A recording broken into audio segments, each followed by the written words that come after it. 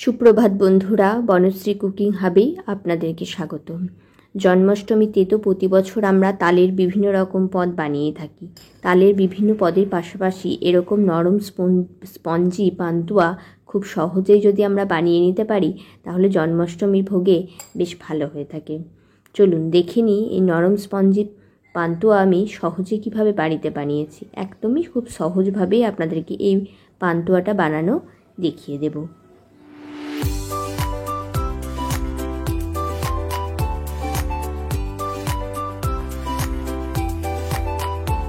নিয়ে নিয়েছি বেশ খানিকটা পরিমাণ দুধ, তাতে লেবুর রস এবং জল একসাথে মিশিয়ে নিয়ে আমি এই দুধের মধ্যে দিয়ে দিয়েছি। এরপর তৈরি করে নেব ছানা। এখানে আমি 1 কেজি পরিমাণ দুধ নিয়েছিলাম।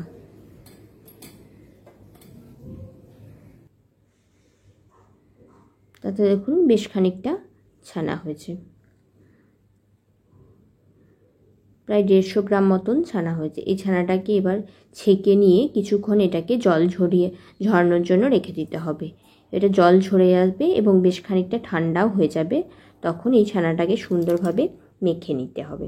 মেখে নেওয়ার জন্য দিতে হবে 1 চামচ ময়দা আর 1 চামচ সুজি। এইটুকুই আমি এই 150 গ্রাম ছানার মধ্যে দিয়েছি। আর সামান্য একটু বেকিং সোডা, তার সাথে দিয়ে দিয়েছি 1 চামচ ঘি, যাতে ছানাটা খুব সুন্দর বা মোলায়েমভাবে এটাই মাখা যায়, তাই আমি এটা ঘিয়ের ব্যবহারটা করেছি।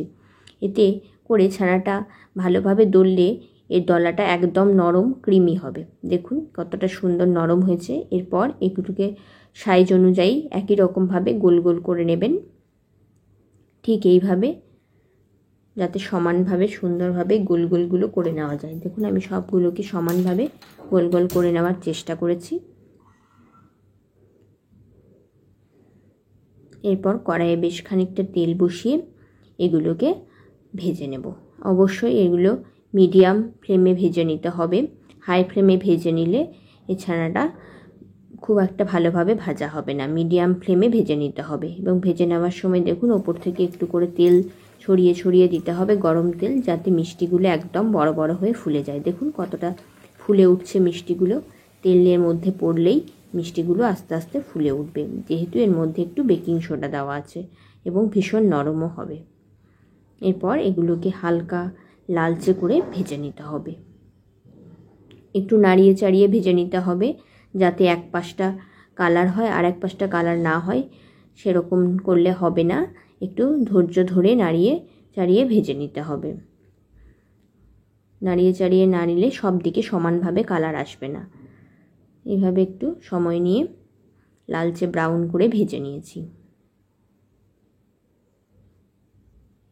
দেখুন একদমই ভাজা হয়ে গেছে, অনেকটাই লালচে ব্রাউন করে। এবার একে একে এগুলো তুলে নেব।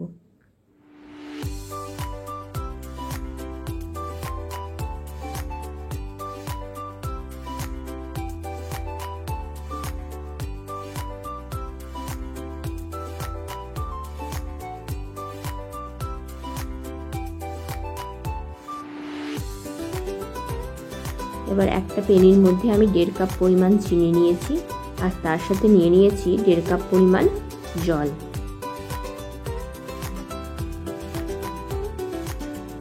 এবং এই জলটাকে ফুটতে দিতে হবে, চিনি এবং জলটাকে ফুটতে দিতে হবে। এবং একটা সুন্দর স্মেলের জন্য একটা এলাচ ভেঙে আমি এর মধ্যে দিয়ে দিয়েছি। এবার জলটা ফুটে যখন একটু ঘন হয়ে আসবে এবং একটু চিটচিটে হয়ে আসবে, ঠিক তখন গ্যাসের ফ্লেমটা বন্ধ করে দিয়ে এই মিষ্টিগুলো এর মধ্যে দিয়ে দিতে হবে। অবশ্যই গ্যাসের ফ্লেমটা বন্ধ করে রসটা যখন গরম থাকবে সেরকম অবস্থায় মিষ্টিগুলো এর মধ্যে দিয়ে দিতে হবে। দেখুন সমস্ত মিষ্টিগুলো আমি এর মধ্যে দিয়ে দিয়েছি। এবার এগুলোকে একটু ভালোভাবে রসের মধ্যে ডুবিয়ে দিতে হবে, যাতে এর মধ্যে সুন্দরভাবে রসটা ঢুকে যায়। এবং এটাকে কিছুক্ষণের জন্য ঢাকা দিয়ে দিতে হবে। আর 2-1 বার মাঝে মাঝে একটু করে পারলে নেড়ে দেবেন, তাহলে রসটা সব দিকে সমানভাবে প্রবেশ করবে। দেখুন কতটা সুন্দর ফোলা ফোলা হয়ে গেছে পান্তুয়াগুলো। দেখতে যেমন সুন্দর হয়, অতি সহজে এটা বাড়িতে বানিয়েও নেওয়া যায়। আর খেতে সে তো ভীষণ ভালো হয়ে থাকে। জন্মাষ্টমীর ভোগে এটা একবার বাড়িতে বানিয়ে দেখতে পারেন। অবশ্যই এটা একবার বাড়িতে বানিয়ে দেখার অনুরোধ রইল এরকম নতুন নতুন রান্না যদি আপনাদের ভালো লেগে থাকে আমার পাশে থাকবেন এবং আমার চ্যানেলটাকে সাবস্ক্রাইব করে দেবেন। নমস্কার বন্ধুরা, ভালো থাকবেন।